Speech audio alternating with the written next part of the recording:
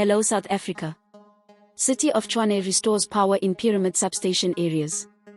The City of Tshwane announced that the recently damaged by fire Pyramid Substation has been rebuilt and that power has been restored to all affected areas following the historic severe storms that swept through parts of the metropolitan municipality on Wednesday, September 20, 2023.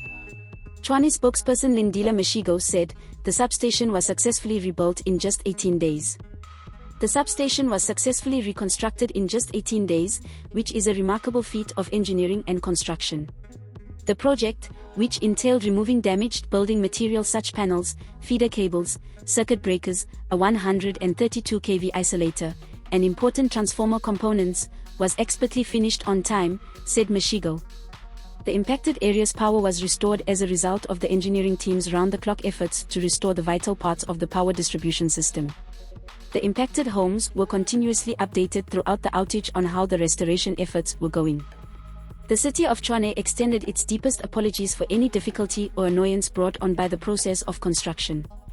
The City of Tshwane reported last week that the Pyramid Substation has made significant progress, which brought hope that the construction would be done this week.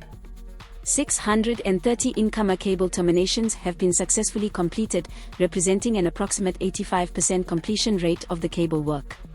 Cable jointing and termination have been performed on Panel 5, which has 150 cable feeders for the water treatment facility.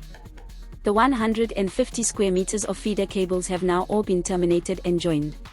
A significant accomplishment is the connection and termination of all 240 square meters of feeder cables, said the statement. We pay cash for videos. WhatsApp 060 011 021 1. This is Leah for the South African. Please subscribe for more news updates.